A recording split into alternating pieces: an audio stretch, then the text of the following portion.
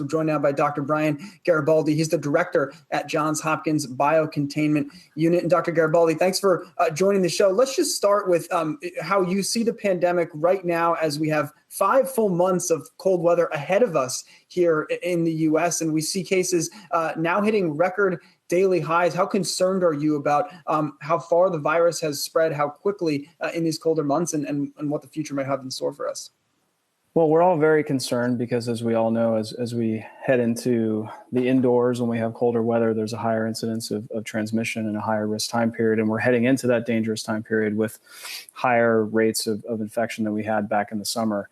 And we know this is not just due to increased numbers of tests that are being administered, the percent positive of tests that are coming back with positive results is well over 6% across the country, and in some places is well above 20%. So we know this is not just a function of doing more tests. We know that there's increased viral transmission. We also see that in the number of patients who are hospitalized. There are a number of areas in the country right now that are really stretching their ICU capacity, and there's concern that we're going to get back into a situation where we have to start talking about allocating ICU resources such as beds or medications or even ventilators in some areas. Dr. Anjali here. I know that for a long time we've been talking about how deaths have slowed because, hospitals and health systems have figured out ways to help with the severe patients, whether it's proning or using some of the experimental treatments like remdesivir and dexamethasone. But as it stands right now, because of the rise and because of what you've just referenced in terms of, needing to allocate beds, I wonder, are we going to see then a follow-up, not just because of the lag time between rising cases and deaths, but will we see sort of record numbers in the same way when it comes to deaths? Or is that what you're preparing for? No, I think that's very possible. I think, we're entering a phase where we could see daily averages well over 1,000 deaths per day. In some areas of the country, it could be even higher than that.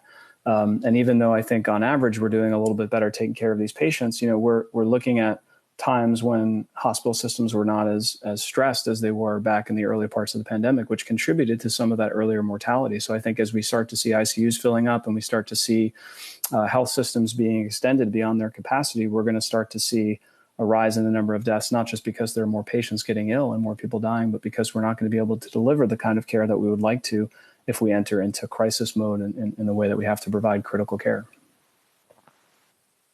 Dr. Garibaldi, just going off of that, it's still so early to tell, and there's so many different estimates out there. But from your perspective, from what we know from your colleagues that you're talking to, when do you expect the pandemic to peak here in the U.S.? Is this something that we should be expecting to see over the next 6 to 8 weeks, or is this something that maybe we won't see for 2, 3, 4 months from this point? I think a lot depends on what happens with the holidays. I'm really worried about, what's going to happen after Halloween if lots of people relax their guard and start trick-or-treating widely or having large Halloween celebrations, and then we're going right into that Thanksgiving and Christmas holiday period with New Year's. I think a lot of it still depends not just on whether or not we start having access to vaccines, which is going to take, even if we do have some good news sometime in the next couple of months, it's going to take 6 to 9 months before, we have the ability to distribute vaccine to a wider group of people. A lot of it depends on our own behavior. Are we going to continue to socially distance in areas that have been successful at keeping that viral numbers down? Or are we going to start doing better jobs of wearing masks and socially distancing in the areas where we're seeing more than 100 cases per 100,000 residents?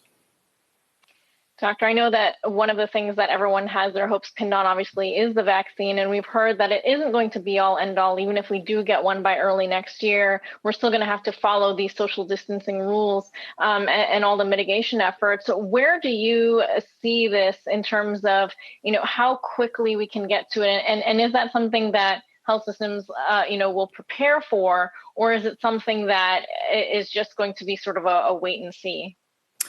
Well, we have to start preparing now for how we're going to deliver and allocate vaccines. There's over 40 vaccines that are in the pipeline. Several of them have reached their phase 3 trials. Moderna, for example, has actually completed enrollment. They're just waiting to see if more patients who didn't get the vaccine are going to end up getting sick compared to those who got the vaccine. So I hope we'll have some news sometime in the coming months about whether or not some of the vaccines that are in the pipeline are going to be effective and are going to have safety data behind them.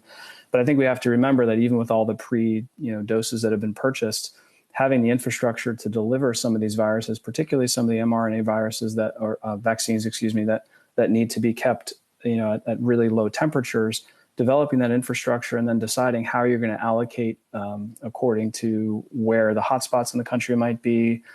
We've seen some recommendations about how to tier people in terms of risk groups, starting with frontline providers and then folks who are at higher risk of severe disease or death.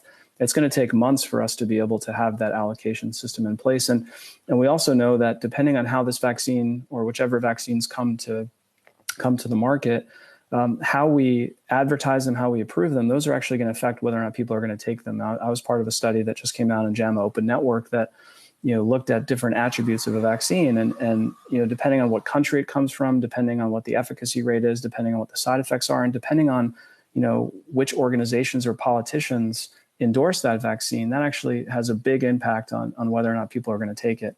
And I think one of the things we noted in our study was that if the vaccine is approved under an EUA, as opposed to a formal FDA approval, that's actually going to decrease the number of people who potentially might be willing to take it. So even if we have an effective vaccine, that doesn't mean people are going to take it to get us to that herd immunity level that we need. All right, Dr. Brian Garibaldi, the director of Johns Hopkins' Biocontainment Unit. Doctor, thank you so much for joining the program. Hope to have you back soon. Thanks. Always a pleasure. Stay safe, everyone.